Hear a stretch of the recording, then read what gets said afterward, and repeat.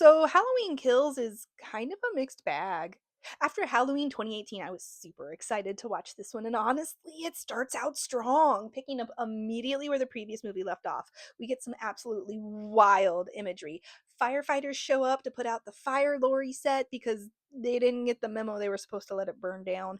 And I just have to say, the idea of firefighters versus Michael Myers is crazy awesome. Firefighters occupy this really unique place in our culture. They're heroes, they're competent, fit badasses who run towards danger while everyone else is running away. They're basically the opposite of Michael Myers, so watching them square off against him feels mythic. I just wish they'd survived long enough to make it an actual fight. That is over way too quickly. The title sequence this time spreads from one pumpkin to dozens of jack o' lanterns all burning. And a lot of people probably read that as like Michael returning to the town or whatever, but I don't.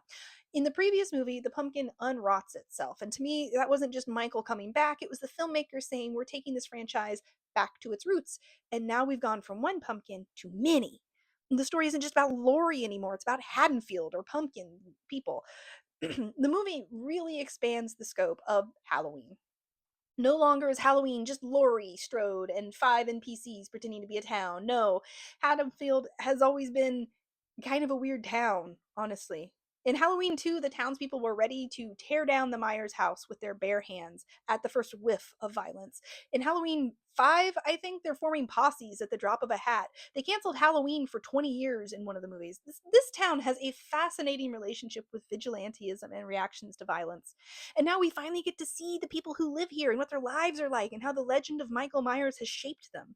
I think this is where the movie really shines. We get flashbacks to 1978 and see what happened to the other people that night.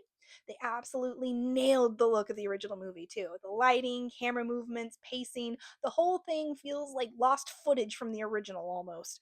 Which also proved something I have suspected for a really long time. You can still shoot movies like it's 1978. Hollywood just collectively looked at that idea and went, nah, dislike. And Haddonfield itself feels good. And sure, we can joke about everyone insisting it's a quiet little town, but these people actually do act like neighbors, and the movie avoids making everyone an asshole just because modern horror thinks that's realism. People comfort Allison by sharing stories of her dad. Everyone lets Tommy get up on stage and trauma dump for a few minutes because maybe he needs it, and the guy's kind of earned it. Every character I disliked in the previous movie got a little more humanity. I liked that.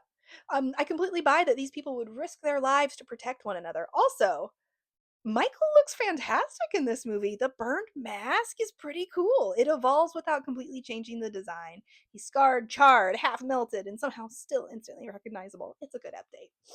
And then, somewhere around the halfway point, the movie kind of forgets what made it interesting. It becomes obsessed with one of my least favorite horror questions. But who's the real monster? Michael. It's Michael. It's always been Michael. I am sorry, but the tired little gotcha lands very differently when we're talking about a man who is making human jack o' lanterns. This is not a town panicking over rumors. This is a town responding to an active serial killer who has been butchering innocent people, including children. I actually lose interest when stories go in this direction because it starts feeling performatively preachy instead of honest. There are real world examples of communities coming together to stop serial killers, and this movie acts like that's somehow inherently horrifying, and I don't buy it. And the movie can't decide which side it believes either. One mob chases an innocent mental patient to his death, which is horrifying. But another mob corners Michael Myers and beats him within an inch of his life. Cue triumphant music. So, which is it? Because those scenes are asking me to feel completely different things about the same concept. And then there's Big John and Little John. I loved these two. They were funny. They had great chemistry. They felt like they'd been together forever. And then Michael Myers kills them, recreates a pose from one of their photographs, and leaves romantic music playing. And I just sat there wondering why. Michael has always posed bodies, sure, but this one feels strangely specific, less like something that naturally emerged from Michael's behavior and more like the screenplay was trying to make some kind of statement. And the problem is, I honestly don't know what that statement was supposed to be. I will be clear. I do not think the filmmakers were trying to do anything wrong or be malicious or anything like that. But Horror has a long history of disposable queer characters, so when the only openly queer couple in the movie gets one of the most lingering, emotionally staged death scenes, it's hard not to notice. Movies don't exist in a vacuum, and neither do genres. And then we get to the ending. Y'all, I am tired. I am so tired of Michael. After being beaten within an inch of his life, shot, stabbed, burned alive, he just gets back up. Again. This trilogy keeps wanting Michael to be both human and supernatural at the same time. The injuries matter emotionally, but never functionally, and personally, I think Michael works better when he's just a man. A terrifying man, but still a man. Because eventually the constant fake victories stop feeling shocking and just start feeling routine and boring. Also, this movie has like 4 endings. It smells like too many cooks in the kitchen.